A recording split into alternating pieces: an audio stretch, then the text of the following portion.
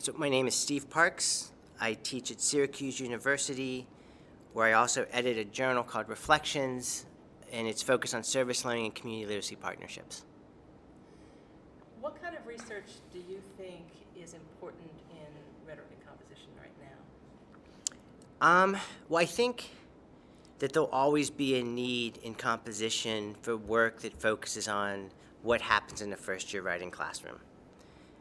So I would say that within the field of composition, the work that's important to do now is to continue that focus.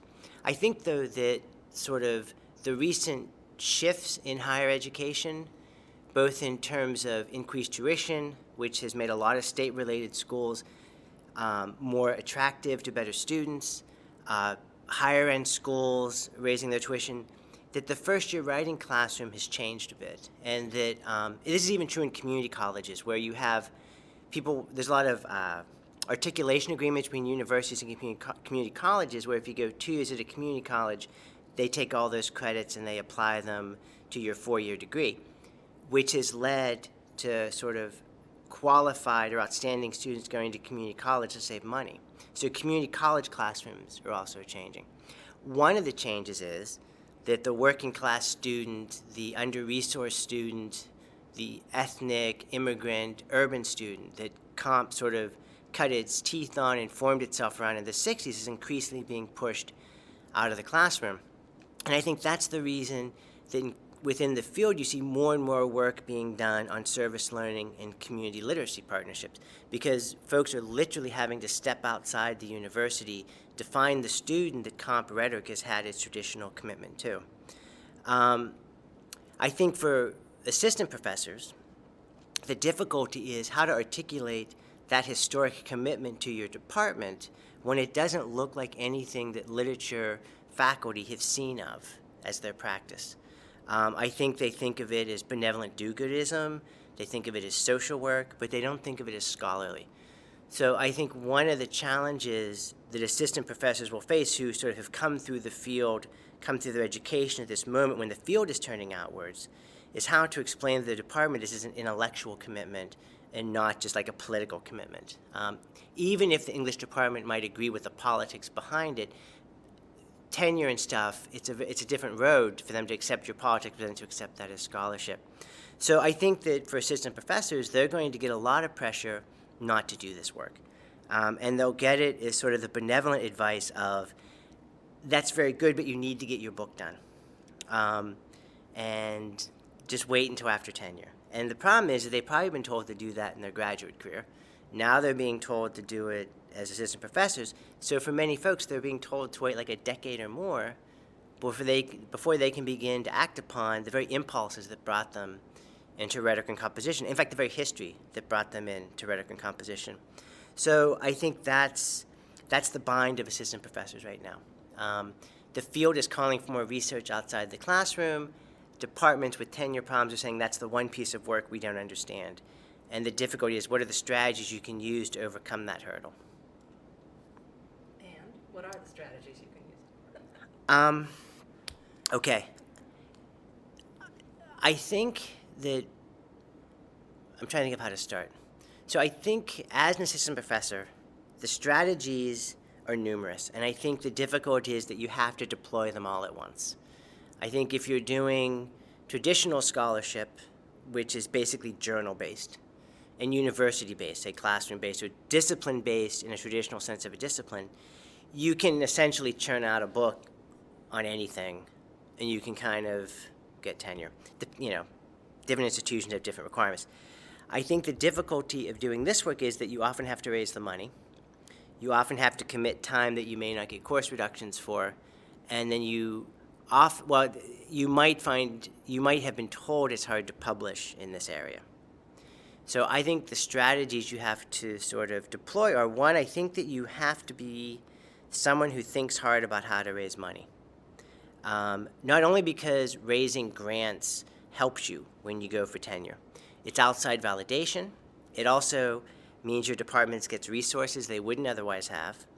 And it begins to give you an independence from your department in college that allows you to do the work you need to do. So I would say the first strategy would be, well, when you're hired, to talk about getting initial money for this. After you're hired, make a real point of applying for any internal university grant there is, even if you think your work doesn't fit, because the untold secret is that nobody applies for internal university grants. And a lot of times people don't apply for the study leave. They don't want to do the work. They don't apply for this. And the money's just laying there most of the time. So the initial, do internal. And then if you're doing community partnership work, then I think you have to say to the community partner, how can we raise money together? A lot of times these community partners are small nonprofits, and they have a different funding stream than universities. Certain grants will only want to give major money to universities because they have the budget structure. Smaller nonprofits get smaller grants, which are huge in service learning land because they're smaller. So you have to kind of play both ends of the spectrum. The other thing I would do is I would make a point of meeting with the Office of Sponsored Programs or whatever you call the grant office. You would be surprised the simple fact they know who you are, they will often invite you into some huge grant. And the reason they'll do that is because increasingly foundations are looking for community-based work. So if your English department, not to generalize, is telling you that nobody likes this work, the funding world and the universities are finding that's the lever they need to get grant funds. So if they know who you are, they will build you into these grants. As you begin to develop a grant track record, your work will look more legitimate to your colleagues. Because even though they may not get it, the grant people are telling them they should.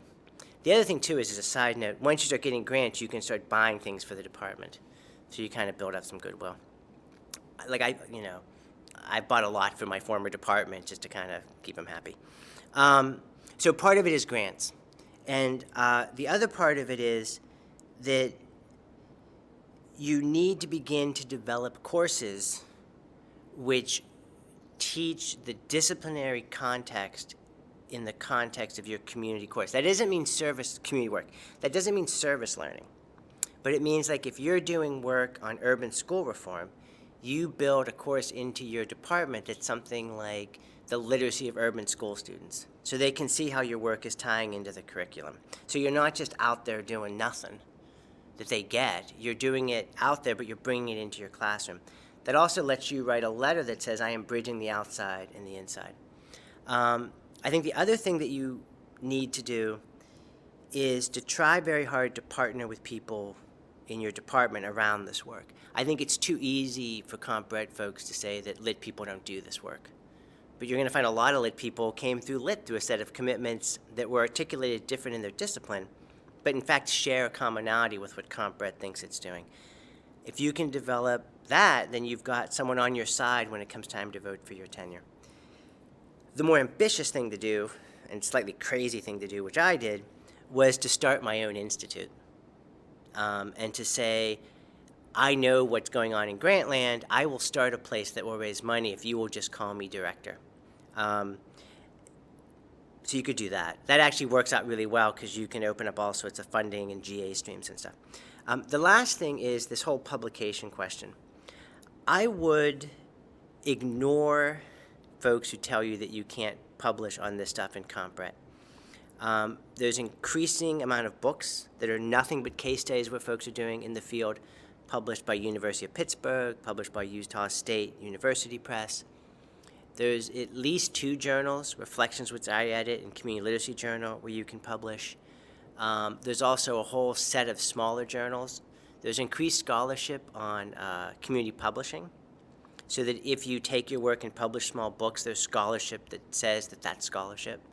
And there's just an increasing amount, sort of a whole generational shift of folks who got tenure doing this work, so that when you go up for tenure, you will be able to find outside reviewers who can say this is vital to the field. Sometimes I think lit doesn't quite get where comp ed has gone, and so they're not always the best indicator of where you can go. So the other thing I would say is when you go to C's, get to know these folks who are doing this work, because they will write letters for you in 5 years.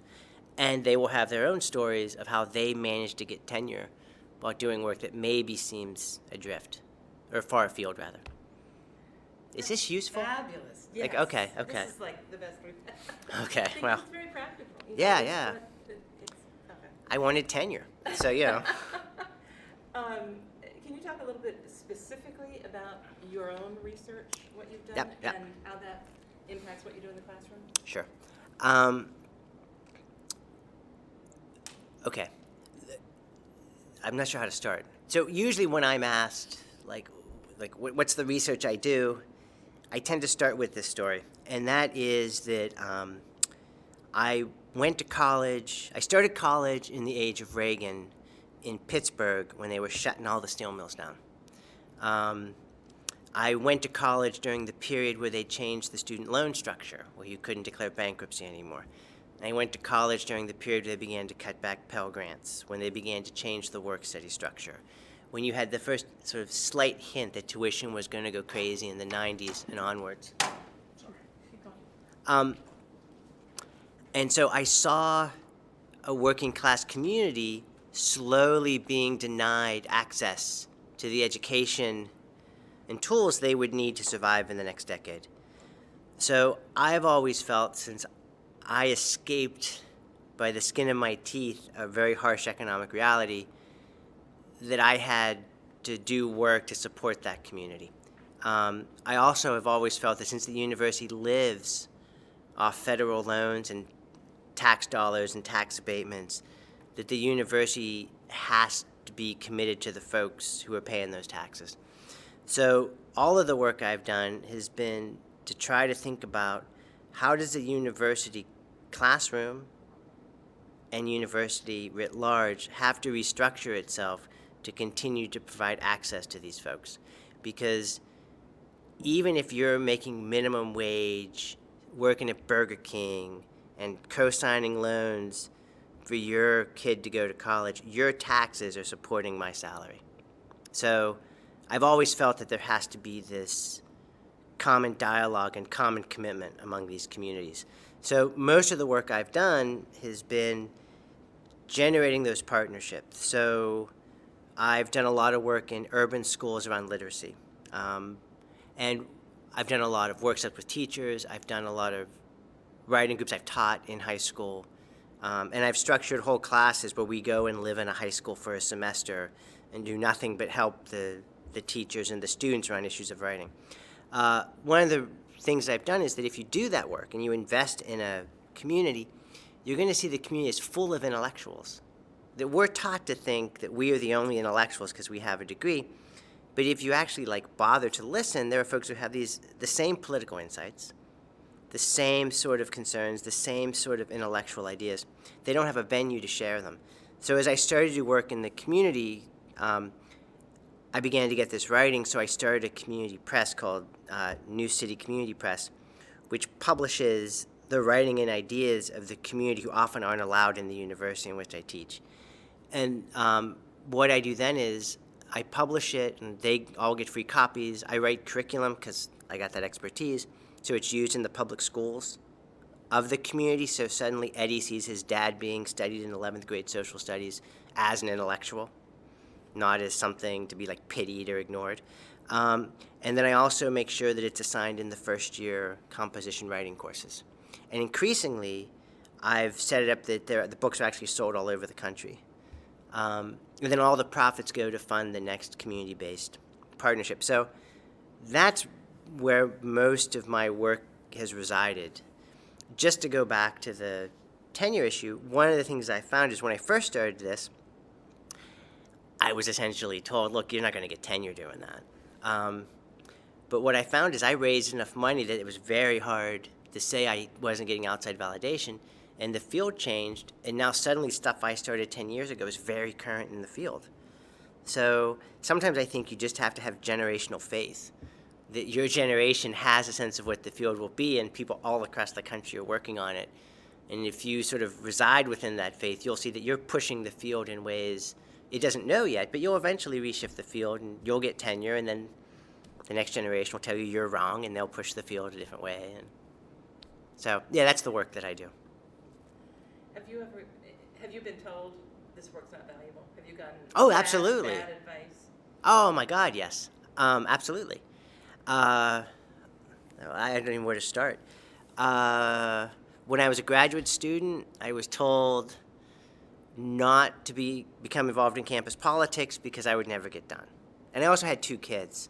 So if anybody has kids, I'm like, brilliant, you can get done. I had 2 kids in grad school. I was told not to do that, but they were wrong. I did get done. So I was like, well, maybe they don't know what they're doing. And then when I got hired at my first institution, I was told actually that nothing I did counted as scholarship. I was on this committee which was supposed to talk about what scholarship was, and they decided in the first 10 minutes that nothing I did was scholarship. That was quaint.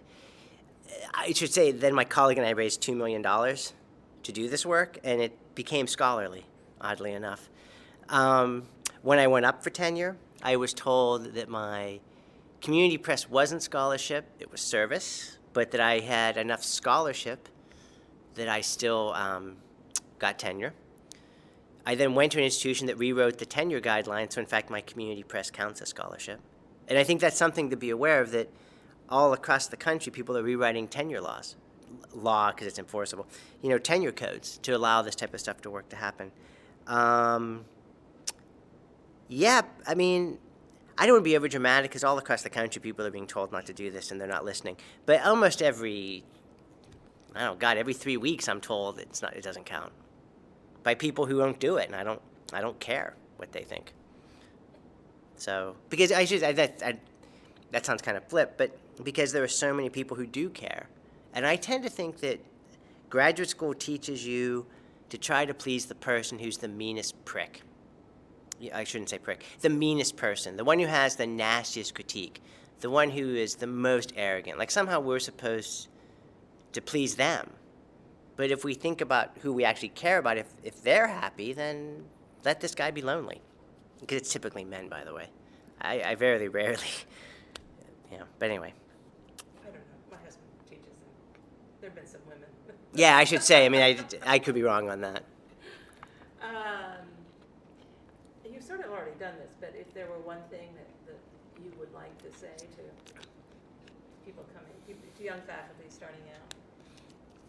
I think the one thing I would say to anybody who is in graduate school thinking about their career or newly hired is, I think I would say 2 things.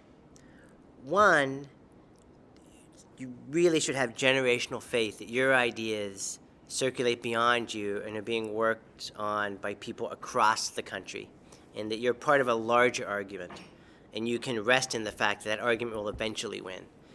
And the other thing I would say is, Can I get that one more time? You're part of a larger argument. I can't quite remember what I said. What I would say to folks who are newly, or still in graduate school or are newly hired, who are sort of being told not to do certain things, is to have generational faith that you're part of a whole set of folks who are making this argument constantly across the nation in graduate school and in their programs, and that eventually each generation wins. And you should just rest in that knowledge that you're not sort of out there on your own. And that's one of the values of conferences, that you can see that, in fact, you are part of a larger pool. The other thing I would say is, and this is like kind of hokey, but you do have to have a reason to get out of bed in the morning.